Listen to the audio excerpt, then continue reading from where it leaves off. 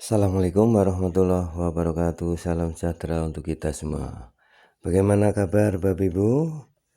Para PNS, TNI, Polri, pensiunan ya. Semoga dalam keadaan sehat walafiat, tetap semangat di dalam menjalankan aktivitasnya, dan semoga Bapak Ibu ya selalu sukses. Untuk para PNS ya dan calon pensiunan ya, dalam arti ini yang akan purna tugas ya untuk pensiunan PNS, terutama untuk tahun depan ya. Ini ada informasi yang menggembirakan. Wacana ini memang sudah digulirkan ya, sudah di tahun-tahun yang lalu. Nah, apa itu? Untuk peningkatan kesejahteraan pensiunan PNS, mari kita simak bersama ya Bapak Ibu. Melalui channel Up to Date Mas Guru, saya akan membagikan informasi mengenai skema pensiun PNS mau diubah tahun depan ya. Bisa jadi dapat 1 miliar rupiah.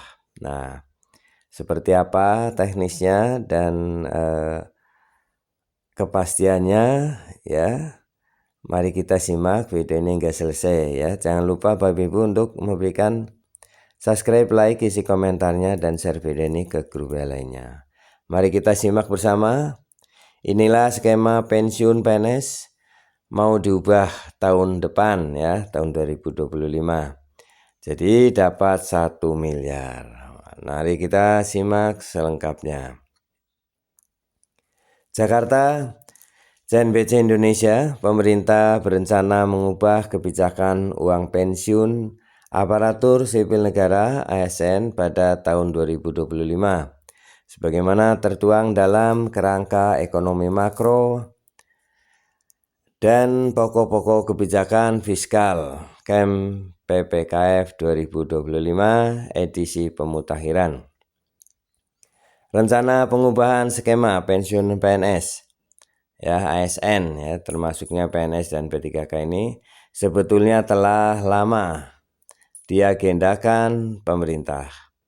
Pada tahun 2021 ya, misalnya skema dana pensiun PNS ingin diubah dan yang selama ini menggunakan skema Pay as you go menjadi full funded. Nah, skema full funded dianggap bisa membuat PNS mendapat dana pensiun hingga 1 miliar rupiah. Sebagaimana dikatakan oleh Menteri Pendayagunaan Aparatur Negara dan Reformasi Birokrasi PAN-RB yang kala itu masih dijabat oleh almarhum Cahyokumolo ya. Pada akhir tahun 2022, Korps Pegawai Republik Indonesia atau Korpri bahkan telah meminta pemerintah untuk segera merealisasikan skema iuran pasti ya atau full funded. Hal ini disampaikan oleh Ketua Umum Dewan Pengurus Korpri Nasional Zudan Arif Fakrullah dalam peringatan hari ulang tahun Korpri ke-51 ya.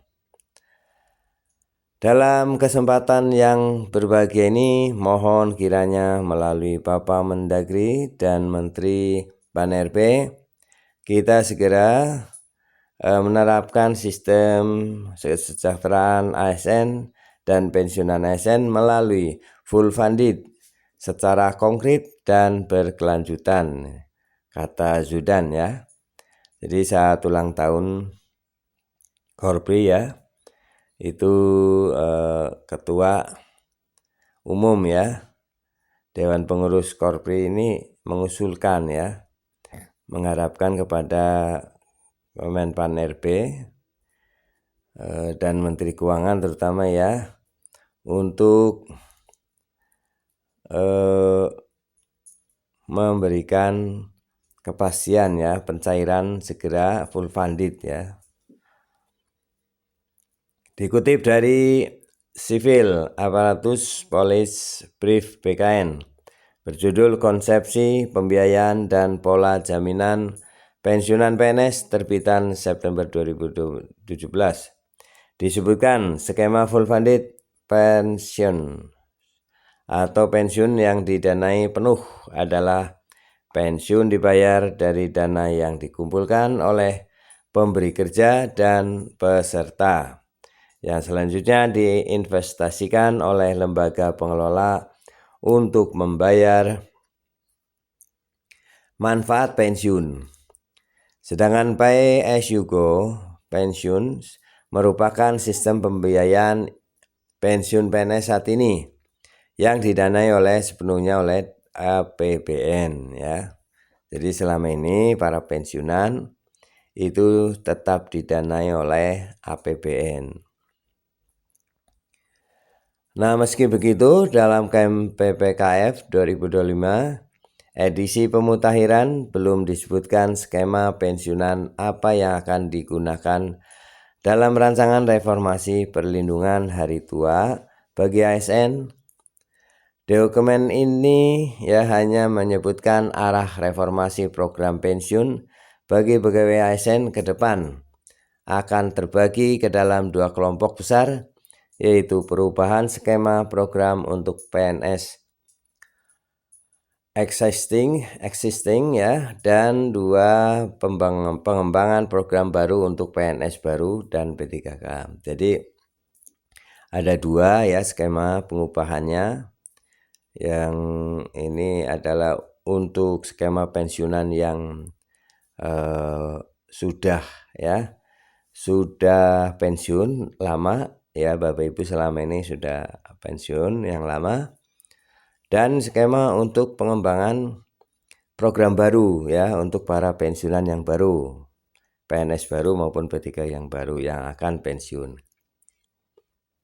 Garis besarnya, desain reform yang menjadi prioritas pemerintah itu pertama ialah memastikan tidak terdapat PNS existing yang mengalami penurunan manfaat pensiun.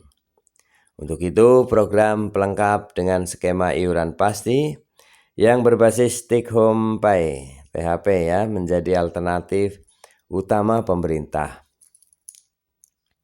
Kedua, program pensiun bagi PNS baru dan P3K akan diarahkan untuk mengikuti skema manfaat iuran pasti dengan formula iuran dan manfaat berbasis THP. Skema bagi pegawai baru ini akan didesain sehingga menghasilkan manfaat yang relatif lebih baik dari skema pensiun PNS saat ini. Penyesuaian skema dan besaran iuran berbasis THP baik untuk PNS existing maupun PNS baru dan P3K diharapkan mampu mendorong distribusi RR yang lebih wajar antar jabatan. Ketiga, yang menjadi dasar reformasi pensiun ASN adalah desain baru harus memastikan terwujudnya kesinambungan program dan kesinambungan fiskal. Hal ini diperlukan untuk memastikan terdapat perbaikan manfaat bagi ASN dan juga tidak memberikan beban bagi generasi mendatang. Keempat, desain reformasi akan membagi beban pensiun antara pemerintah pusat dan pemerintah daerah. Hal ini sesuai dengan prinsip bahwa pemberi kerja merupakan salah satu penanggung jawab dalam memberikan manfaat pensiun kepada ASN. Perubahan besaran dan formula iuran serta perubahan skema dan formula manfaat akan diputuskan pemerintah dengan tetap mempertimbangkan kemampuan APBN dalam mendanai, kemampuan ASN dalam menggiur perbaikan manfaat, kesinambungan program, dan ketahanan fiskal baik masa kini maupun masa mendatang. Ini dikutip dari dokumen KM PPKF 2025. Kebijakan reformasi pensiun ASN ini didasari adanya resiko ya penyelenggaraan program pensiun bagi para abdi negara saat ini. Pertama, manfaat pensiun yang diterima oleh pensiunan PNS relatif masih rendah dan dalam tren harus berkurang ya dibanding manfaat yang diterima PNS beberapa dekade lalu. Kondisi ini tidak lepas dari formula perhitungan iuran maupun manfaat dari skema pensiun saat ini yang berbasis pada gaji pokok dan semakin bertambahnya resiko ya tunjangan kinerja terhadap total penghasilan PNS ya. Ini sebagaimana dikutip dari dokumen KEM PPKF. Nah, kedua, kesenjangan ya tingkat replacement ratio atau RR antara jabatan. RR atau replacement ratio cenderung lebih rendah untuk tingkat jabatan yang lebih tinggi. Contohnya, pensiun pejabat eselon 1A hanya menerima manfaat pensiun kurang dari 10% dan penghasilan terakhir. Selain perlindungan hari tua yang kurang memadai, rendahnya RR juga ditengarai menjadi salah satu pendorong perilaku korupsi, sebagaimana temuan ya Komisi Pemberantasan Korupsi dalam kajian pada tahun 2018.